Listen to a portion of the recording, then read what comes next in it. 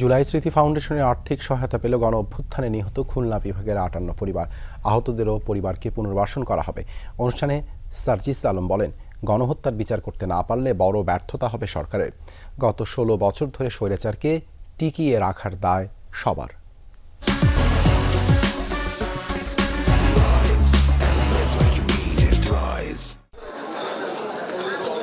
ঝিনাইদহের আবু বক্কর ও হাফিজা খাতুন দম্পতি জুলাই অভ্যুত্থানে প্রকৌশলী ছেলেকে হারিয়েছেন তারা।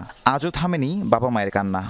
না মোনা, আমি রাগ করছি না, তুমি তো বুঝতেই চাইছো না, তাই বারবার আমি জোরে জোরে বলছি। এই জোরে জোরে কথাটাই শেষ কথা ছিল। খুলনায় অনুষ্ঠিত হয় জুলাই শহীদ স্মৃতি ফাউন্ডেশনের কর্মসূচি। এতে বিভাগের ১০ জেলার নিহত ৫৮টি পরিবারের সদস্যরা অংশ নেন। তাদের কেউ হারিয়েছেন সন্তান, কেউ স্বামী, কেউ বা হারিয়েছে বাবাকে। তৈরি হয় এক আবেগ ঘন পরিবেশ। বিভিন্ন রকমের আশা দিত আমারে, আমার সেই পাখি চলে গেছে, আমি কি করে থাকবো?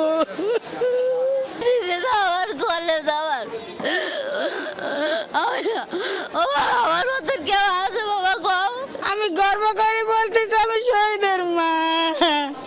আমার বেটা দেশ স্বাধীন করে চলে গেছে।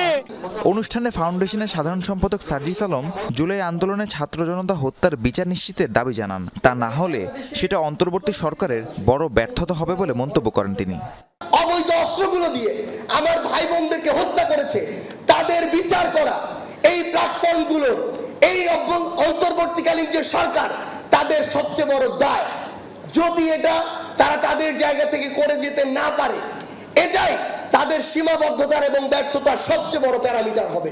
সার্জিস বলেন, সুনামের সাথে কাজ করে হারানো ইমেজ ফিরিয়ে আনতে হবে পুলিশকে। গত ১৬ বছর ধরে স্বৈরাচারকে টিকিয়ে রাখার দায় সবাইকে নিতে হবে বলেও জানান তিনি। যে বাংলাদেশ পুলিশ তার জায়গা থেকে তাদের যে ইমেজটি হারিয়েছে, এটি ফিরে পাওয়ার জন্য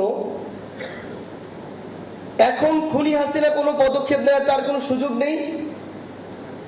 বাংলাদেশ রাষ্ট্র কিংবা এই রাষ্ট্র কাঠামো সরকারও যদি চায়, তারা এটা যতটুকু প্রত্যাশিত ততটুকু কোনোদিনও পারবে না, যদি না বাংলাদেশ পুলিশ নামক প্রতিষ্ঠানটি নিজেরা চেষ্টা করে।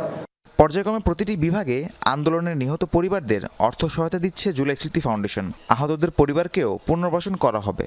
এই এককালীন আর্থিক সহযোগিতায় শেষ নাই, তারপরে যারা আহত আছে, যে শহীদ পরিবাররা আছে, তাদের পুনর্বাসনের জন্য যা যা প্রয়োজন তার সবকিছু আমাদের ফাউন্ডেশন থেকে করা হবে। পরে নিহত ৫৮ পরিবারকে ৫ লাখ টাকা করে অর্থ সহায়তা দেওয়া হয়।